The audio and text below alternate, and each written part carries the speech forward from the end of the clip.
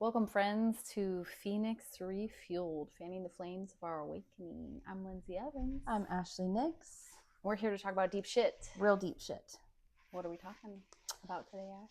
We are talking about how do you forgive yourself for what feels like the unforgivable. Fun. Deep shit. Yeah, so where to even begin with this? I've been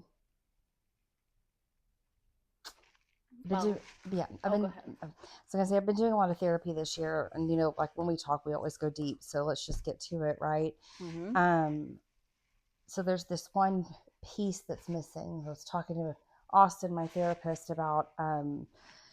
He's like, you've built this wonderful life for yourself and this wonderful life for your daughter, and you're doing all of these amazing things, and it's like you don't see it. And he's like, if for you it's like you're doing all of the right things, you're handling everything, but you still don't believe it. And so we're getting to like the root of what that is. And he asked me when I was going to forgive myself for my depression and my anxiety and my suicide attempt when my daughter was a baby. And I was like, I can look at that version of myself and love her and see her and feel like she's separate from me. So about 70% I've forgiven myself for that. The other 30%, I don't know where to begin because my daughter was a child. And I know that has that impacted her. There's no way that my mental health at that point wasn't impacting her. It 1000% did. And so the part that I can't let go of, or I'm grappling with, of letting go of forgiving myself for, is what it did to her. Yeah, I feel like so many people, that's a tough one, and it's a common one because everybody has something that they regret. And if you've gone through a lot of change, at some point you're going to have to grapple with past reincarnations and the actions of past reincarnations. But have you heard of Gabor Mate?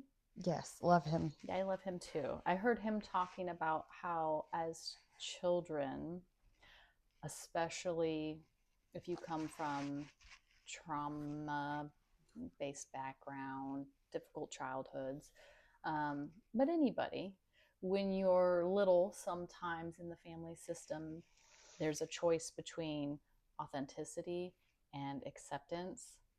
And as kids, we always go to acceptance. Always, 1000%. And so you start training yourself as a little person to shut off parts of yourself, to not fully accept parts of yourself, to distance, to the not good enough storyline starts coming in, or the unworthiness storyline starts coming in. And I think that plays a role when we're older into some of the guilty feelings of past actions, because part of it is like, when you've changed, you're like, I'm not that person anymore, but I did this thing. And then those scripts of like not feeling worthy start re-looping. That's a tough one. It's an incredibly tough one. I mean,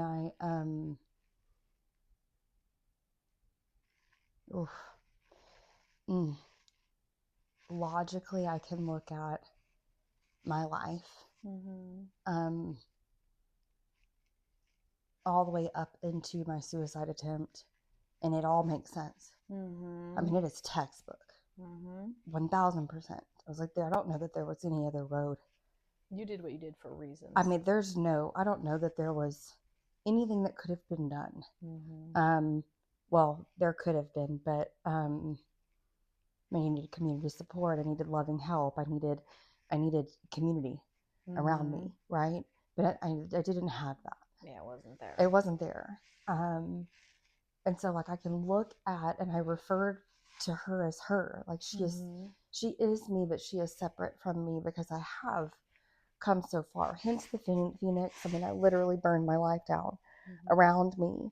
And it's like I can look at it and I can forgive and I can understand and I can have compassion for myself at that time period in my life. And at the same time, as a mother, I can still judge myself for not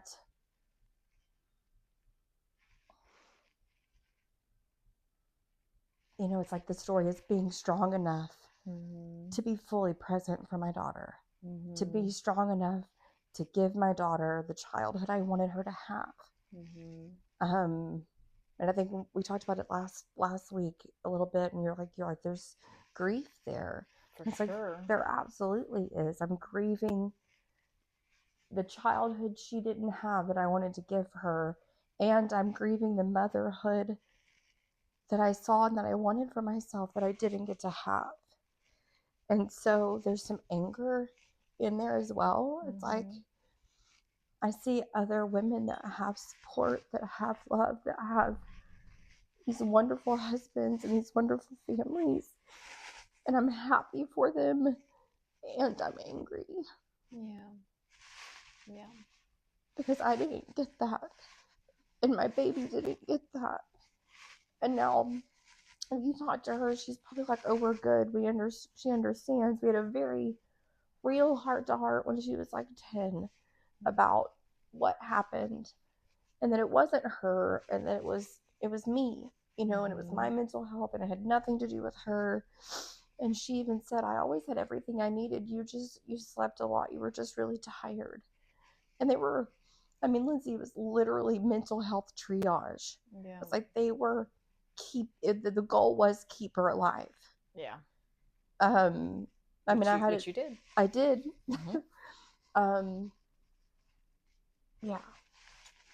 So how do you begin to forgive yourself for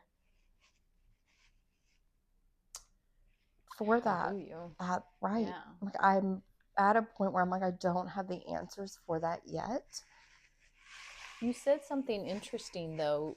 You said, I didn't have that, and she didn't have that. Do you think that's part of what's so dug into you, is the parallel between the way that you were raised in your relationship with your mom and feeling like, I'm not going to do that. The cardinal sin is not showing up as a mother. And then here I was doing that, not intentionally, obviously, because everything that we experience is just causes and conditions of the rest of our life. But you were in a moment where you felt like you were doing that. For sure.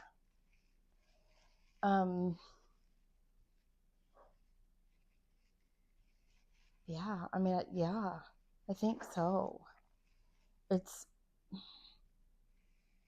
when you come out, and I think regardless of like the parents that you have, right?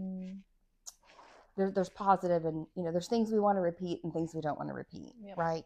And with a compassionate heart, and with the therapy I've undergone and the support network I have now, I can look at both of my parents and say they're human. They're human beings, and they messed up.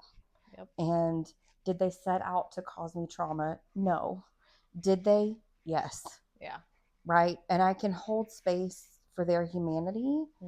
And I can hold space for my humanity as well. And I can still, again, it's that tiny piece of, I need to be the perfect mom. Yeah. For her. Yeah.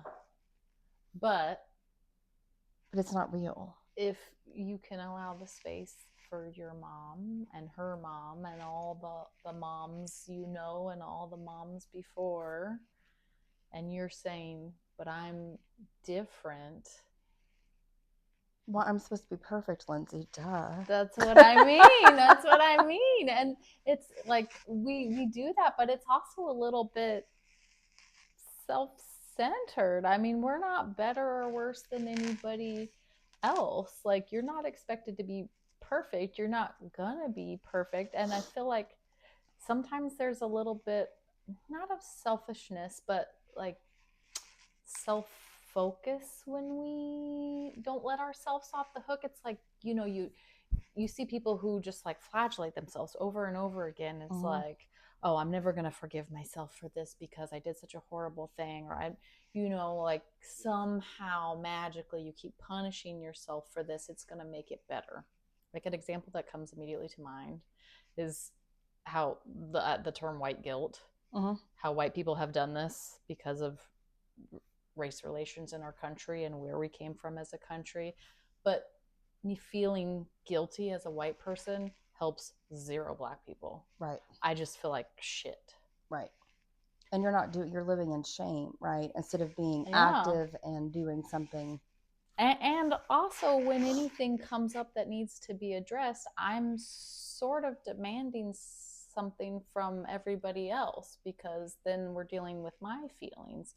If you're saying I don't fully forgive myself for this thing, but can you? Because if you don't, how do you show up as the best mother that you know you can be, as the best mother that you know you want to be, as the best version, this new incarnation of Ashley, if you're still carrying that old baggage? Can you do that while you're still holding on to that? Well, no, that's where you're easily triggered, right? That's where if I'm Mm-hmm. holding on and I'm self-flagellating, if I'm beating myself up repeatedly over Mm-hmm. something that I feel guilty and shame about, which objectively, with my story, and if you look at the series of events that happened leading up to, like, it again makes total sense.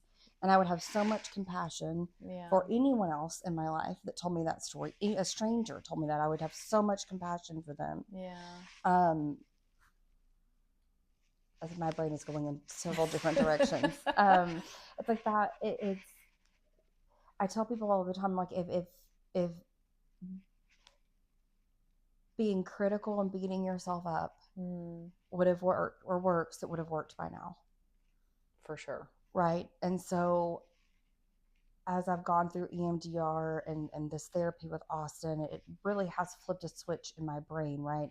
So I had some programming, and God loved my dad, but my dad was tough as shit. Mm-hmm. I mean, I used to say he missed his calling for the military or police, because that man, Drill I sergeant. mean, my God, I was like, there is no room to breathe. And it's like, he Mm. is tender on the inside, and I know that he is doing it lovingly, but it feels very German rooted, almost very just like it's black and white. It's like there is no room. And I'm like, I don't know, feel bad for him in his own head, but like that's the voice that I hear. It's like there's no room for mistakes, and if you make mistakes, you're a piece of shit person.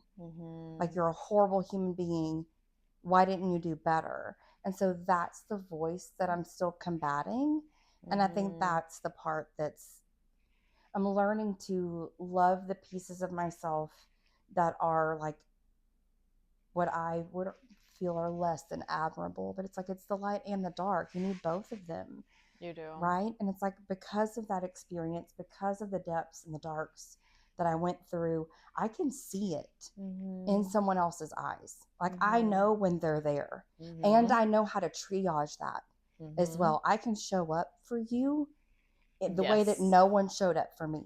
She's one of the best. It's like, I can hold space, and Yes, that sometimes means just sitting there and not saying a damn thing, but just sitting beside you. That's it. And I can do that beautifully, but I can only do that because I've been through the depths of hell and back, right? Correct. So it truly is a gift, but man, like, learning to love that peace is a beast. It's hard. I mean, any of the ugly parts of self, we're not taught to do that. We're taught to, oh, people don't like this part of me, so I got to shut that off. I got to push it away. And then it turns out, oh no, the only way I can deal with any of it is if I just bring all of that in and include all of that in. Like, yeah, I don't like that I do X, Y, and Z, but here I am loving myself anyway because I do X, Y, and Z. If I'm honest about it, it's like, oh no. Yeah. And you're continually pushing it away, though. You're never, I almost feel like that makes it more powerful. It does. Right? We were, Sarah and I were talking at one point, and she's like, friend, you just like, you laugh about things. Like, it's just like so easy for you. And I'm like, baby, I wasn't always this way. Like, it wasn't always funny. Now I'm all like, these like little pieces come up, and I'm like, girl, it's not that serious. Like, they have not harmed your entire bloodline. Like, bring it down a couple notches. Like, learning how to not take yourself so seriously is such a gift. I'm all like, you're funny. Okay, we're not going to burn their house down. It's fine. I mean, I would never, but like, you know what I mean? Like, metaphorically in my brain, I'm all like, death to their entire family. And I'm like, no, like, the revenge fantasies abound. Yes, I'm like, you're fine. Like, it's not. Yeah.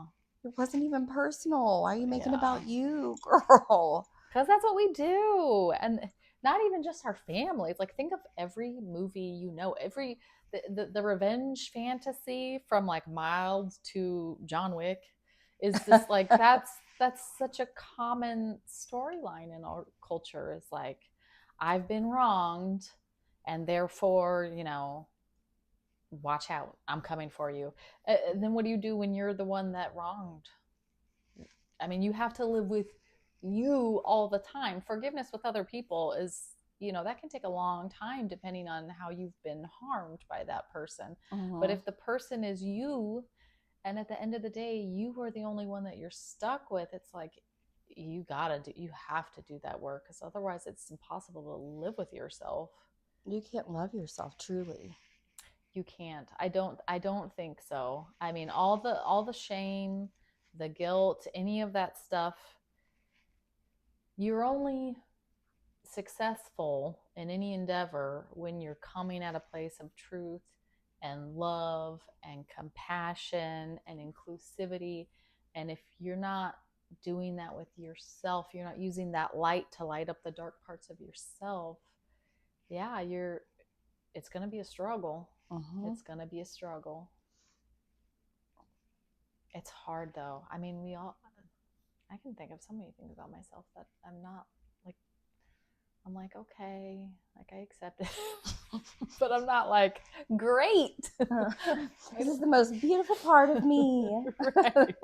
Love that quality. Love that quality. It's so good. Yeah. Wish I had more of it.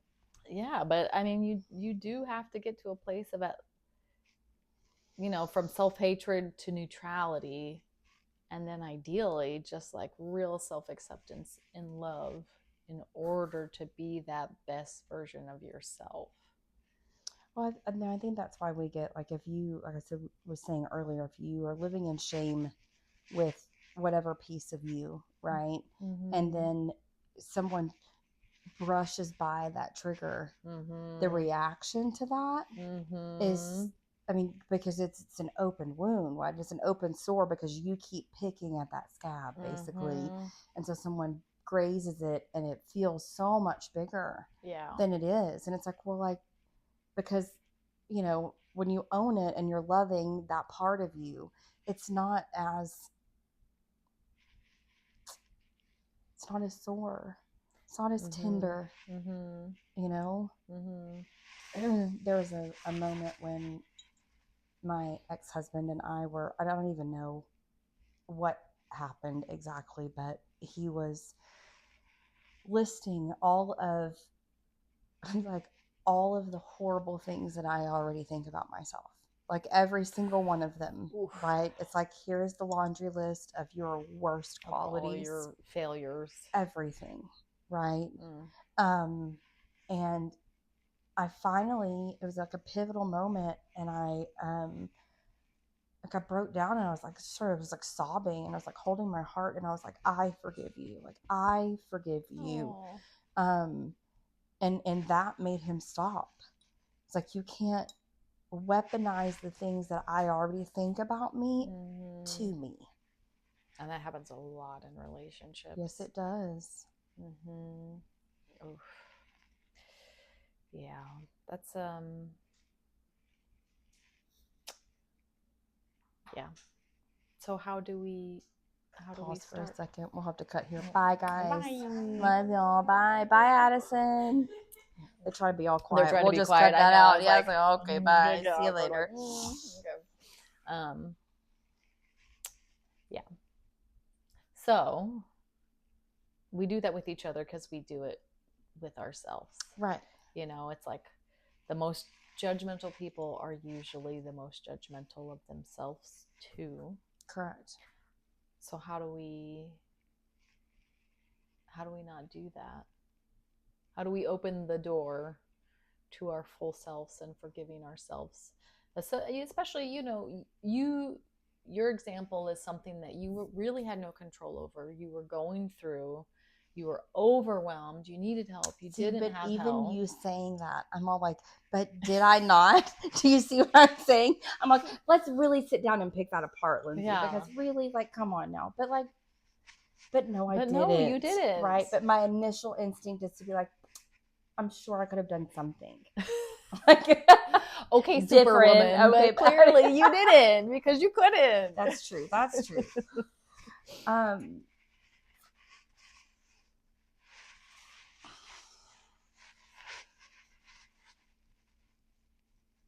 I think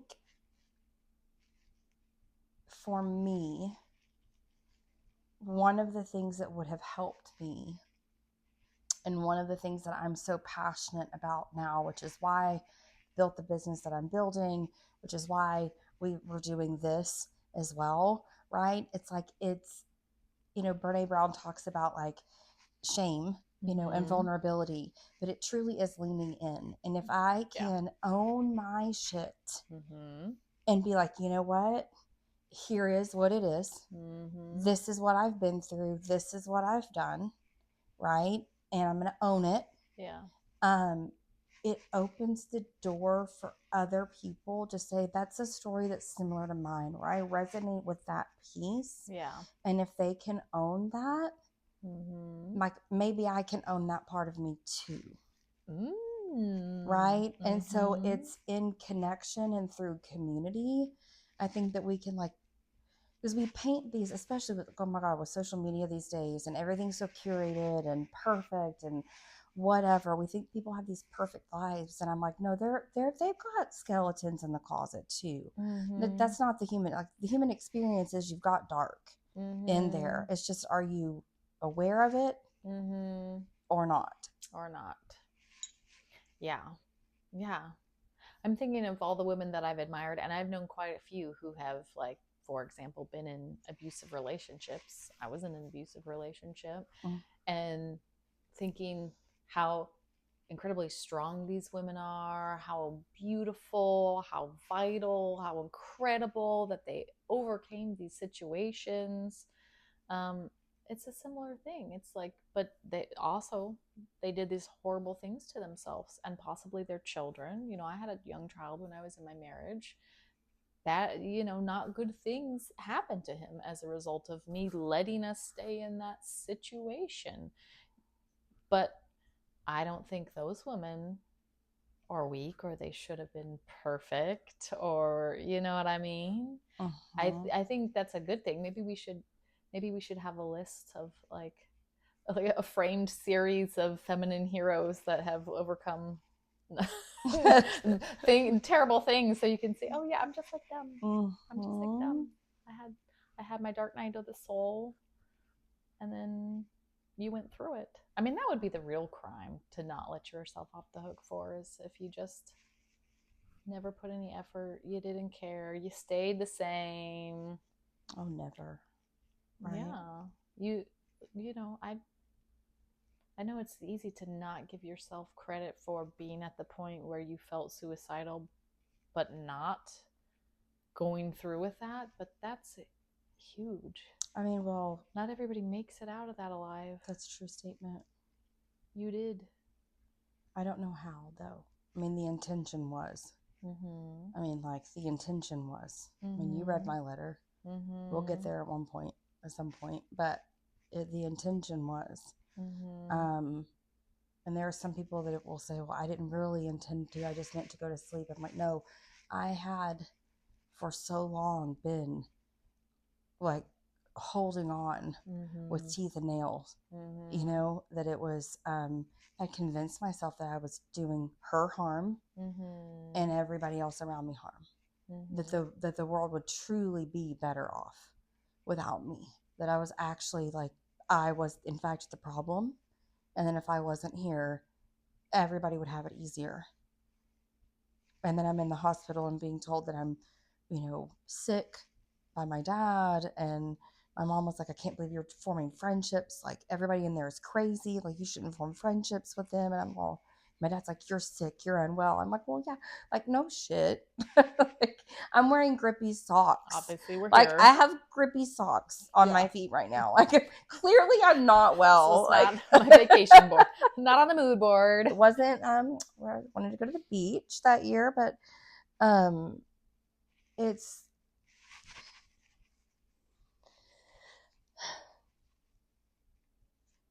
I know that everything happens for a reason. And I know that I have a tendency to not let go of things that I need to let go of. And I know that, you know, in whatever you believe in, you know, the universe, God, whatever you want to call it, I know that it happened the way that it was supposed to happen, how it was supposed to happen. And in a sense, I did. I burned my life down around me. I killed that version of myself. I physically made it. My soul made it. My body made it through. But I killed that version of myself. And it was a horrible death and resurrection. And I just know, like, I have to do something with it. So that story cannot just sit. Yeah. Like, there has to be purpose behind why I'm still here. And I think it is helpful for anybody who's been in that situation. Like, hearing you talk about struggling to find self-acceptance and forgiveness through all of that is helpful for anybody else who's been there, because a lot of people have been there. I mean, we so many of us have felt like everything I'm doing is wrong and this world would be better without me. I mean, now we know that that's not true, but you know, I wonder if letting go of some of that last little stuckness, if a way to broach that would just be a continual gratitude practice of everything that you've gotten from that. Like all the gifts, like just reminding yourself when you're doing your daily gratitude of the gifts that have come from that, the bond that you have created with your daughter, all of the transformation of self that's come from that. Maybe reframe it as everything that you've got out of it and being thankful for how much you were able to change. It's a beautiful thing. Yeah. Yeah. And that's one of the things that Austin and I had talked about, was like essentially the same thing. He was like, but like, look what you've done with it. Yeah. And I'm like, yeah, like you can't go through something like that and then not turn around and help people. Yeah. Like, you just can't, like, you can't. I can't. Maybe some people can't. I cannot. No, I don't think you can, because I think that's really part of getting through everything and getting past it is you work on the self, you work on the self, you work on the self, and then you get to a point where it's like, I have to now grab others. I have to be a part with others, because it's not we're not alone in this life. Yeah, I think that's real wisdom, is doing all the transformational work. I mean, why else are we doing it? Right. If not to better our relationships with everybody else in our lives. Well, the selfish part of me wants to say to alleviate my own suffering. Well, it can be both. Right? Why not both? Why not both? I love the little shoulder. Why not both? Why not both? Why not both? I mean, it has to be both, right? It's like,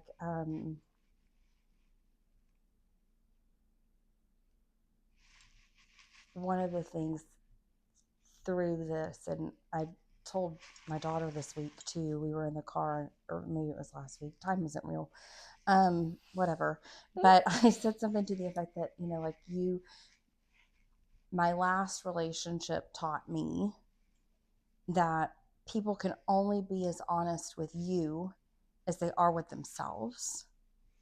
For sure. right? And so if Mm-hmm. they're not ready, they're not ready. Mm-hmm. And there's nothing I can do on my end to make you ready. Nope. But when you're ready, I'm here. Mm-hmm. And like discernment as well, of learning who is ready to receive help. Yeah. And guidance. But I think just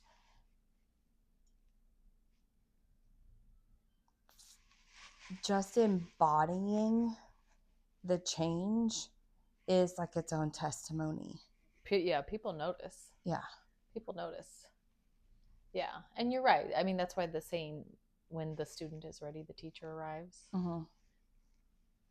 That's why. That's why. Mm-hmm. Yes, because, you can say the same thing over and over again, but if people aren't willing to hear it, or they're not at the place where they can receive that, it's going to fall on deaf ears. But I do think it's important, and I do think I don't think you can separate the two. I think all the self-work and the external work, community, bringing in other people, it really goes hand in hand, and it is for both, because we are both. We are our own individual selves, and also there's no separation between us. Right. So, what's good for me is good for us. What's good for you is good for us, if we're really truly working on ourselves. I mean, that's the only reason I meditate. It started as searching for God with my head on fire. I have to do something to relieve this suffering. And now I show up every day because it makes me a better human being, and people see that. My family sees that I don't snap at something that maybe I would have snapped at them about 10 years ago. You're more patient, you're more equanimous, you show up differently. And you're absolutely right, that's a testimonial, because people are like, well, what are you doing that you're, like Sarah saying, you just laugh at that. That's giving yourself so much grace to have something happen that normally would have totally upset the apple cart, and you can just go, oh, like, that's funny. That's life. Right. Yeah, that's so much grace. People do notice that. So all that work that we're doing for ourselves is for everybody too. Yeah. I notice it. I notice with you all the time. I got you, baby. And Kennedy notices too. 1000%. Well, the beauty of it is I think I said this fairly early on in my the recovery, but my comeback, right, is that how beautiful is it that she's going to get to watch me rebuild myself. Yeah. What a great story when she's old enough to fully, and she's somewhat old enough, but like in adulthood, she'll have the experience of, like, you can hit rock bottom and you're not down and out. Like, it's what you do next. I think I told her, I said, there was a moment when I was on the bathroom floor, crying, and everything that I was afraid of happening after the hospital happened. So, her dad filed a restraining order and was taking me to court. I lost my job. I had truly, I was fully alone, and was like sobbing on the bathroom floor. And I just remember the tile was really cold, and I was like, okay, what are you gonna do now? And I remember just like yelling out to the universe or to God, and I was like, this shit ends here. This ends here. Like, you are gonna sit and unpack all of this, because I'll be damned if she's carrying it forward. So as messy and as nasty and as ugly as this is gonna get, you're gonna do it so she doesn't have to do it. And by God, I've done it. That's strength. That's a desperation. That's real strength. It came in a moment of desperation. That's true. But it took a lot of guts. That's brave. Not everybody can do that. Not everybody can have everything fall apart and be in that dark moment and say, you know what? Something has to change and I'm going to be the one to change it. Yeah. That's real bravery, friend. Thank you. Mm-hmm. Yeah, the teenage response to that was real, Mom. I was like, okay. Listen, Which made me, I was like, as good as you're gonna get. I was like, that's a good compliment. I think, You're you know, real. I'm gonna take that. Yeah. I'm gonna take that. I was all, yeah. Yeah. And that is like, what a gift. What a gift to see that the people that we love, especially our parents, are flawed and they're allowed to make mistakes because we love them and we look up to them. And if they're making the mistakes or they've told you about the mistakes and they're still showing up and trying to do right by you, then yeah, that just gives them the same space to not have the judge, that part. the general script in the back, but to go, I'm human, I make mistakes. Look at me making a mistake. It's okay. I'm going to keep going and I'm going to do better. But there are tiny moments, and I'm sure you see this with Jay, you know, too, but there are tiny moments that she'll say things back to me, and I'm like, who said that? And she's like, you. And I'm like, I did say that, didn't I? That was really smart. Or she'll, you know, I'll be having a rough morning and I'm running late or whatever. And she's like, how can you give yourself grace in this moment? And I'm all like, oh, damn, girl. I'm like, thank you for that. I'm like, yeah, babe, I'd be like, you know what? The 5 minutes isn't going to make that big of a difference. Like, it's okay. Slow down. Take a minute. I'm like, if you have these things at 14, how beautiful is that? Love it. Because I'm in my 40s learning that, and you have that at 14. Like, I'm going to rocket launch you ahead of me because dang, kid. Yeah, that's incredible. You're also seeing all that work that you've done being filtered through her person, and you're like, yes. Something sunk in. Yeah. Got him. Or she'll give you advice, give her friends advice, and I'm all like, that's good advice. I'm just all like, you're listening. I didn't think you were listening. Yeah. She'll do the, you know, progress, not perfection. And I'm all, love it.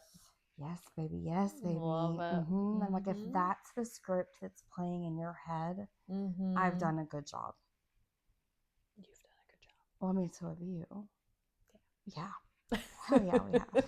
We have. Yeah. Let that go. Yeah. Let that go. I know. Just get rid of it. Just get rid of it. It's not cute. You said it's not Just cute. let it go. Just let it go. You've done so good. Do you have something that you've had a hard time forgiving? You want to talk to, like, how you've, something you feel like was unforgivable? I mean, it's similar to yours. Like I mentioned earlier, my relationship, that one was a really, I do think I've mostly let that go though. But that was really difficult, and it does still come up sometimes because I know staying in that relationship at the time, I was really trying to do the right thing. I was really trying to keep our family together. I was trying to support my partner through what they were going through, even though it was abusive. But, you know, my people-pleasing self at the time was like, you know, I've known this person for so long. I owe it to them to try and help them with these things, and I'm going to support them. But I did have a lot of regret. I do have regret in that I think my son suffered a lot of neglect and really had to go inward during his tiny baby years, his little person years, because things were not always safe in that house.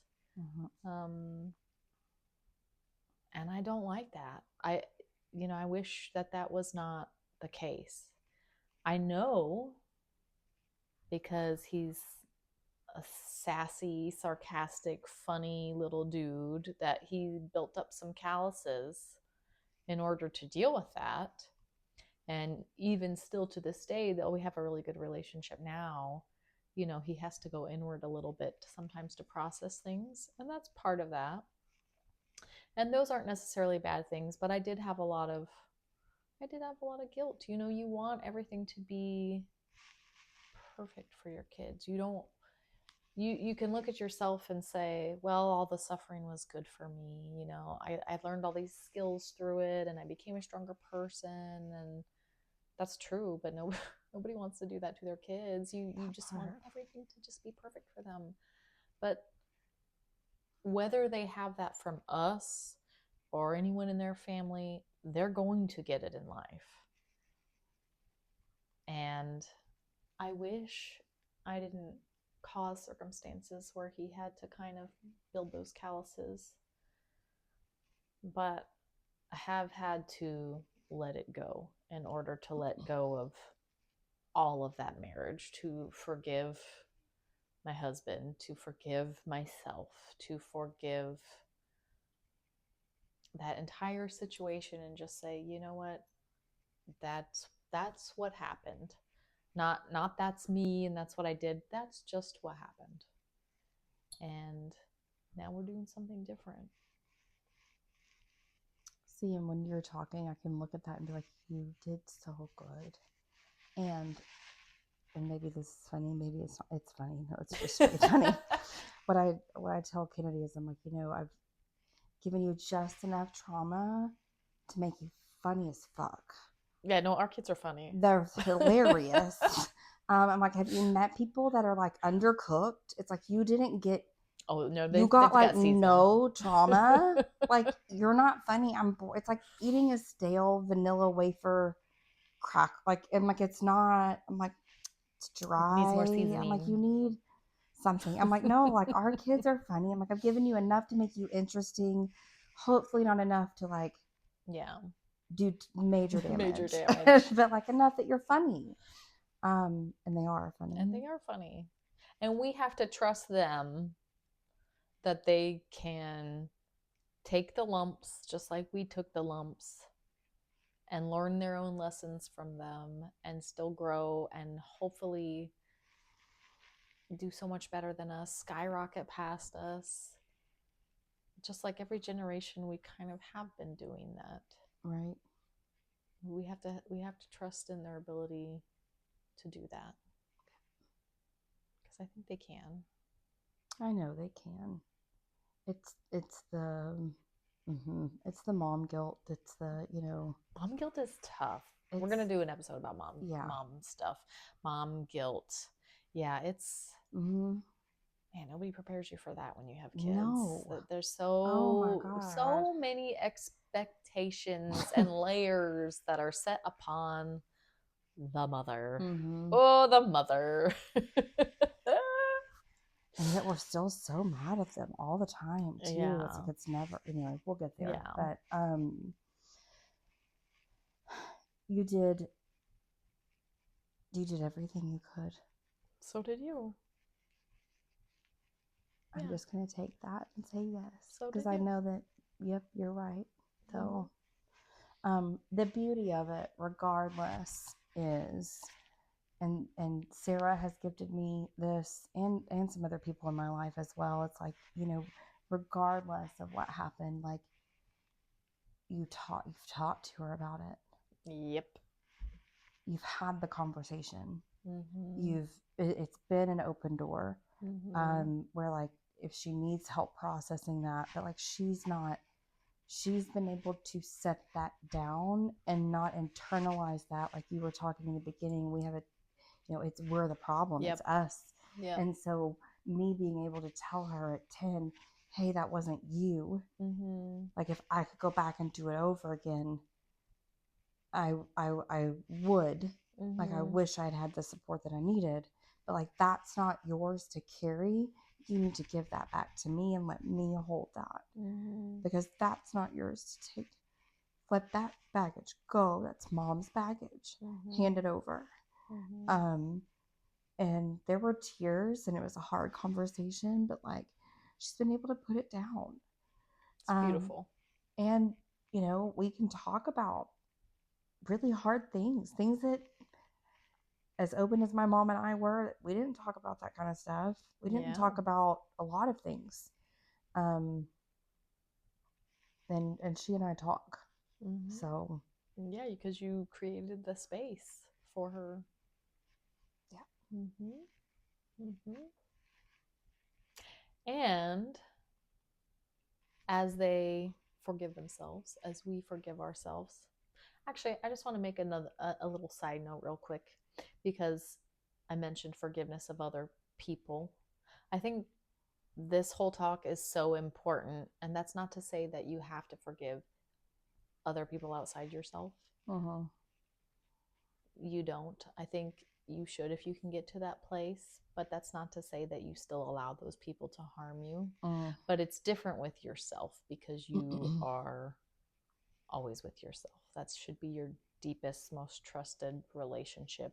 Just like you're giving her the space for that stuff, we have to give the same space within ourselves. Right. Yeah. Well, and forgiveness is not permission. It's not. I say that all the time. It's like, I can forgive you, Yeah. and still want absolutely, you may not enter my life. Yeah. Period. Like, I wish nothing but the best for you, but like, you are no longer granted access in any way, and it's okay. I don't wish you harm, but it's not permission to access my life, my energy, the people in it. Yeah. Because the trust isn't there. Yeah. So yeah, sometimes it takes a while when people have really done harm to you. Yeah. Sometimes you don't. And sometimes it's sometimes just like you're not a safe person, and my body knows that. And I may forgive you, but you're not a safe person. Yeah. But then with yourself, you have to forgive yourself fully. Like, forgive and accept. So does that mean that deep down we know that we are safe and that we have good intentions and we are innately good? I don't think that anyone, that's a bold statement. I'm like, then my brain went a million different directions. Wait a minute, come back. I'm not sure if that's true. Good catch.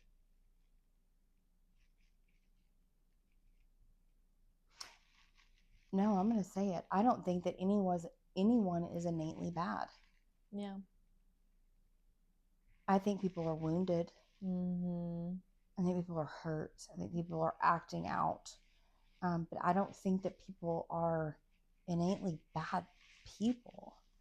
Do I still think they do bad things? Do I still think that they hurt people? Do I still think that they are completely unaware of their wounds and how they are acting out and actively harming and creating chaos and evil? Yes, absolutely.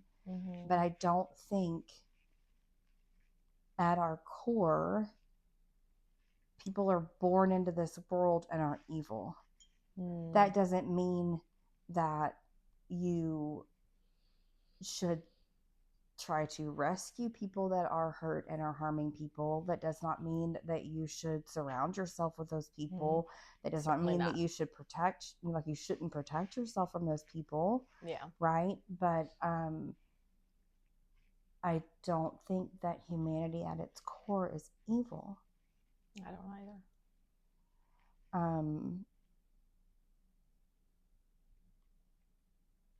I think people are hurt and then hurting others. I agree with you. And good catch. I like that you stopped yourself to say, am I really being honest? Do I really believe this? That was good. And I think you're right. I think how we were saying,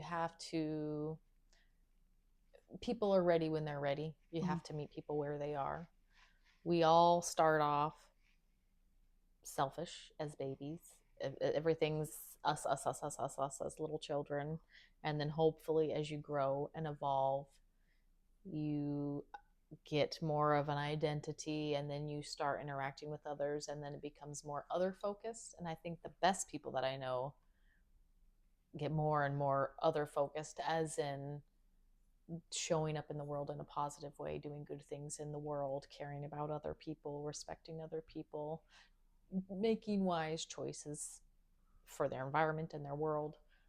But not everybody not everybody gets there, and everybody's at different stages. But I think you're right. I think that we are all innately good, but some people stay in that very selfish, very me. I'm gonna do whatever makes me happy in this moment. Whatever gives me what I want, even if it's harming other people. And some people don't evolve out of that. They stay there. They stay there maybe their whole lives and do a lot of damage to other people. But I do think you're right. I think there is still an innate goodness. There is still an option in there for goodness, but we have to. I mean, everything's work. Everything's Right. work. We're all the work that we do on ourselves. That's fostering wisdom. That's fostering that goodness. But you have to. It's active. It's not a passive. Mm-mm. Yeah, it's not passive. It is not passive. It's violent, actually. I would argue. Mm. There's like violence that happens. At least it did for me. And it was not like an easy, I'm going to sit down with a workbook and journal. It was like, no, there was like, it was like, my God, we are like it's teeth and claws and mud and dirt and blood and sweat and tears and grief and agony. And I mean, it was a battle, it was war internally. And it was, yeah. Mm-hmm. Getting forged in the fire. I mean, it's that part right there. Talk about Phoenix moments. Dunking the fire, hammer it down. Dunking the fire, hammer it down. Gather up the ashes and roll it together. Do you think that men and women, do you think there's a difference in men and women? And because you were talking about, people are inherently like, it's like selfish, and then you're growing into selflessness, right? And considering the other. And I don't know if it's the women I surround myself with, or maybe we've got a good bunch. I mean, that's true. That's a true statement. Yes. But I'm like, most of the women I know, there's a I don't know if it's a societal programming, if it's, and of course I'm speaking in generalities here, right? Like, I know there are exceptions. I know, talking in generalities here, most of the women that I come across, there is this inherent,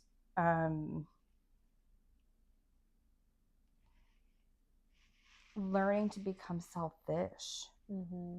What we're taught is selfish, which is really just making sure we're good before we caretake everybody else. Yeah.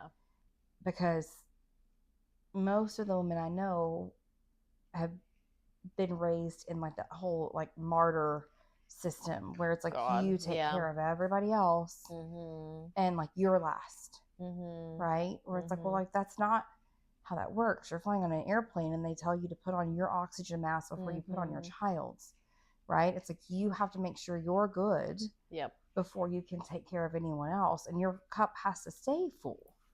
Yes. And you pour from your overflow. You don't pour from your cup. Right. So yeah,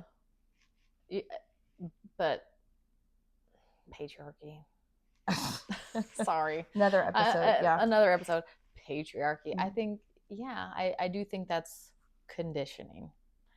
And unfortunately, in our culture, there is so much conditioning. And you see it really in young ages. It's interesting. I have a son, you have a daughter, so we've kind of seen how things are different in that regard. But there is a lot of cultural conditioning for men to be assertive and be independent and be strong and be an island unto themselves, and for women to be the nurturing ones and think about others and take care. And we are conditioned differently in the society. And I do think that is there's an imbalance there. So when you're talking about the imbalance of women, you do see a lot of, I was in my family, I did the dishes, I did the laundry, I worked, I came home, I took care of the kids, I did all the things for all the people, the moms that put out all the Christmas decorations all by herself, and dad's sleeping on the couch. There's we are kind of conditioned as women to put everybody else besides ourselves first. That's an imbalance, because you do have to be taking care of yourself first. And then you see the opposite conditioning in which is also an imbalance, where they're not taught to think about the people around themselves in the same kind of way and make sure that everything is ready for everybody. It's just, you don't worry about that. That's not your issue. You just think about yourself. Take care of yourself. Both are imbalances. Both are imbalances. So I do feel like in order to have a more functional, healthy, integrated society, we do have to pull men back over to the side of more focused on the other, and we do have to have women come back a little bit more into their own power, because you have to have both. It's like I said, it's a dual system, the system of taking care of yourself and taking care of the other, because the other is not really another, it's an us. It's an us, right? It's an us. We see it like climate change. Look at our country. You can't just say it should be safe and great for these people, but not for any of these people. It's not going to work like that. Right. It's not going to work like that. It Either has we're to be safe or good. we're not. That's it. It has to be good for everybody. Everybody. Because it's us. It's us. Yeah. Patriarchy, womp womp. My stomach's rumbling. I hope you guys can't hear that. Dinner time. I know. Yeah. So it's a real bummer. It's a real bummer. Patriarchy. It's caused so many problems. Dude. Yeah. But, yeah. Yeah. It's not good for men. It's not good for boys. It's not good for girls. It's not good for women, because there's layers to all of us, and we have to accept as women our demandingness, our selfishness, our desire for power, our desire for our sexuality, our desire to be in charge of our own lives and to lead, just like men need to be able to accept their emotional nature, their need for security, their need for comfort, their need for other people and to take care of other people and to have a full emotional range. I mean, we all have to be whole people in order to be healthy people. Ooh, we all have to be whole people in order to be healthy people. Yeah, damn, dude, that's good. Yeah. Let's do it. Anything else you want to say about? I don't think so. I think we fixed all the world's problems. I think we did too. Last hour, and you guys feel more whole. Right, we've solved it and done. That's it. Nice. End of our podcast. Just kidding, not really. It's like we have way more things to talk about. We do. There's a lot to chit chat about, but that's a good place to start. You know how we should end? How? We should. What are we doing to forgive ourselves? What are we doing? Let's say some actionable steps to forgive ourselves. Ooh, I love. Fanning the flames, girl. with actionable steps. I'm just saying, this is why I love you. This right here, because it's all about how do you put it into practice, right? Yes. So I think you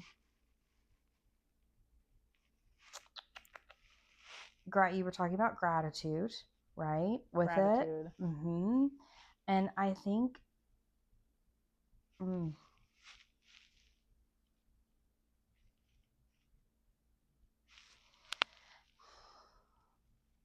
we reframe our self-talk if we're still in negative self-talk and work on more positive, loving self-talk? I think the more positive, loving self-talk. And I think for me, for the way that my brain works and for my particular experience, I think I just need to repeat to myself over and over and over again that I'm grateful for that experience because it's made me who I am today. And I really do love me. You're great. I'm pretty awesome. You're pretty Not awesome. to like, I mean, I'm Toot human. Toot it. Thanks. It's Like, true. I mean, I'm human and I make mistakes and I'm not perfect by any means, but Yeah. like, I'm also a really good person. I have a Yeah. really big heart and I like do. me a lot. And yeah, it made me Yeah. who I am today. It did. And I'm doing something with it.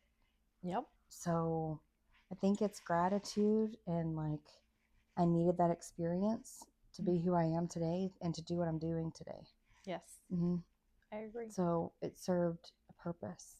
Yeah. Yeah. Gratitude for the Ashley of today. Yay. Yeah. Yeah. I think so. And I'll just say for my part, loving kindness meditation. I say it every chance I can get to every person that I talk to. Loving kindness meditation. Work on, if you don't like yourself, work on liking yourself because you're stuck with her, baby. Mm-hmm. Like, if you think you're outrunning yourself, I got news for you, toots. Never. Nope. Until your dying breath. Until your dying breath. Work on accepting all the ugly parts of yourself and being okay with yourself. One of the teachers I like that teaches loving kindness meditation is Sharon Salzberg. Okay. And she had a little story about practicing loving kindness towards herself, loving kindness meditation. And she had a lot of negative self-talk. Mm-hmm. And then one day dropping something and thinking immediately like, oh, you klutz. But I love you. Oh. And it's like, yeah, once you start to see it, it starts creeping in. And by the way, once you start evolving to that less selfish space, to that more loving space, it only goes in that direction. Uh-huh. Once you start making spaciousness for yourself, you don't lose it. You really don't. And it feels really good. I will say for anybody that's struggling with that, one of the things that I did early on was, and I think it was from a conversation you and I had, that I started doing, I just went on YouTube and I did I am affirmations for women. And it was like a less than 15-minute video. And nice. I would put it on my way to work every morning. Mm-hmm. And it was, she talks about doing it for however many days, 28 days, whatever. And I will still go back to that. If I find myself starting to loop, I'll go back to that particular one and re-listen for a couple of days, just to, I'm like, oh, we need to like flip back reframe. Mm-hmm. I've had to do that less and less, but there was a day, probably day 3, where I needed a screwdriver to fix something at work, and we didn't have a screwdriver, a flathead, and I found a plastic knife that you get in one of those like to go whatever, and I was like, that'll work. And I picked that up and I went over, and one of the things that she was saying was, I am resourceful. Look at you. And I was like, I am resourceful. And I went, oh, it's working. Yes. And I'm like, okay. And I was like, oh no, I am a good person. Mm-hmm. I am a good mother. I am a great friend. I am, like, starting with that. Yeah. 15 minutes every day while I'm driving. Great. Yeah. So we're being grateful for the experiences that we have, for the moments that we have. We're reaffirming that we're amazing because we are. And keeping the awareness to notice all the times that we're doing it right. Yep. Yeah. Oh, I love it. Me too. Oh, I love you. Good. Thank you for the love combo. You too. Yes. This was good. Guys, love yourselves. Love yourselves. Yeah, you're amazing. Mm-hmm. Yeah. All the dark parts too. Love those parts Even too. the ugly parts. Yeah, those are the most important to love. Actually, I'm gonna argue. Yeah. Bring them in. Give them a hug. Yep. Mm. Nice. Okay. Right. Signing off where we talk about deep shit. Yeah. Yeah. Until next time. Fan the flames of our awakening. Ooh. Okay, love you. Love it. Okay. Thoughts? That was good. What do you think? Yeah? Yeah, I think so. That was a good combo. Okay. Yeah. Was there Hell anything yeah. left unsaid that you needed to get said? I don't think so. I don't think so I mean, either. I think more and more will reveal itself. I think so too. And especially after we do a certain number of episodes, we'll probably repeat stuff and Get back into. get back in. I But think that's a good good. like hook, right? And that's essentially our hook. Yeah. Mm-hmm. Yeah, let that shit go, friend. You're awesome. I mean, it's one of those, it's like logically I can look at it, right? And this is where like the EMDR comes in, right? And it's like, that's why when I went into this therapy with Austin, I was all like, I can tell you all of the things because I'm here. Like I can list for you every single problem. You gotta get it like here. but my body, when we hit a trigger, it's like my body will take over and I'm no longer in my body anymore. I'm acting out of abandonment issue or rage or hurt, whatever it is. I'm whatever age that is. You're in the old grooves. My body can't let it go. Yeah. I mean, he can. Yeah. I mean, you want to talk about fight or flight shit. I believe you. Freeze, fawn. I know I you know. believe that. But it's like, I'm like, you're yelling at me in the parking lot at Circle K this summer. And I'm all just standing there taking it. And I'm like, why the fuck am I taking this from you? Like, we're not married. I'm literally picking up a swimsuit. There, sir. Yeah. There is no need. And my body's just frozen. And I'm like, but that programming, right? Like, how do you move that through? Yeah. Right? So yeah, it's the old, yeah. Yeah, you just gotta practice. Practice the new neural pathway of I'm good enough here, I'm showing up here, and here is the only point in time that really exists where I can do anything. Oh, you know what would be a good topic? Let's write it down. Hang on. Hang on. Yes, go ahead.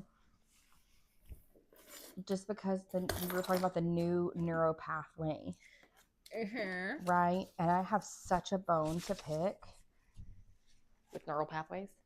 No, neural pathways are fantastic, right? Yeah. But you have these people out here that are like, I'm gonna go do ayahuasca.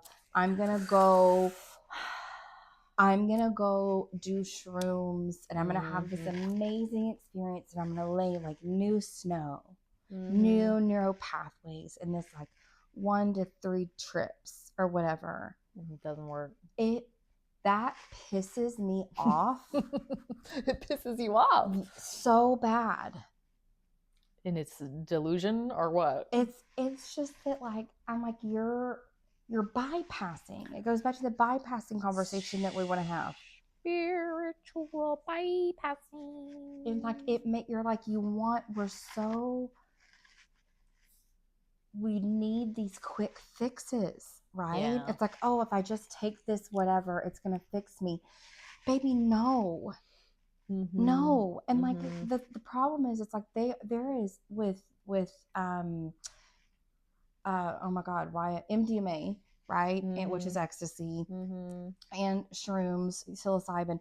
There are clinical studies where they're making major progress but it's in a very specific environment. Yep. With psychiatrists, psychologists, they're being monitored, they are being led through and walked through something I would assume is somewhat similar to an EMDR session, where they're able to then, like, with help of and for major traumatic events, with help of the substance, the psychiatrist can get through and do some more work.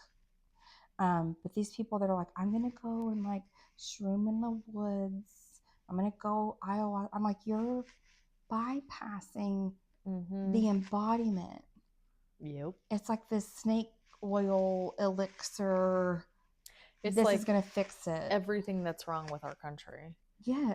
That's everything that's wrong with our country. It's going from natural herbal medicine, where you're respecting this other being and you're working your energies together, and over time you're creating health, to what we have, which is like, here, take this and your pain's gone instantly, boom, you know, this like gunshot to the head of like, fix this, done, and you're done. It's like, no, that there's no cure all to anything in life. It's always a process of evolution. You're always working with other things. There's no, you're going to swallow this pill and be enlightened. That's not real. It's not real. I was talking to someone and I was like, you know, healing is not, it's not linear. No. Whereas like in the beginning of all of my stuff, I'm like, okay, it's like now funny to me that I think that I'm forever fully healed. I'm like, it doesn't. Mm-hmm. Girl, I hope that I'm learning another lesson the day before I die. Like that's when I hope I peak, right? But it's like, it's not linear, it's spiral, right? So if you take a spring, you know, and turn it, you know, it's like you're starting here and you hit a lesson and you're going to come back and you're going to hit that same lesson, right? And you're going to pick up some new stuff and you're going to come back around and guess what? You're going to hit that lesson again. You're going to pick up some stuff you missed before. Slightly different. I mean, but that's what I'm saying. You're picking it up. It's in a new, it's in a new skin. That's why like I told Austin, I said, you know, I was telling my friend Lindsay that I date weak people. And he goes, correction, you date people that need caretaking. Yeah. And I was like, well, fuck, Austin, thank you on a Monday morning. Yet again, here we are. But he's like, I mean, that's what it is. Because that's where I saw my value. Right. Right. So all of my previous relationships, in whatever way it was, different meat suit, but they needed caretaking. So I'm keep hitting that lesson. Yeah. Until I'm to the point where I'm all like, you need caretaking. I'm not the one for you. Yeah. I can't do it anymore. Yeah. And I may learn it again. We'll see. You may. I may. I mean, it's just people down here still closer to the selfish stuff. But you're not down here closer to the selfish stuff. So it doesn't make sense for you to be here on the journey and then going backwards to try and have a relationship, which takes so much of our time, effort, and energy with somebody who's way back here in the game. You know what I mean? You're like, you're pure. You gotta be partnership with somebody who's also up there in the game. Right. It's like I don't need perfection, but I need awareness and I need you working on your stuff. I'm not perfect.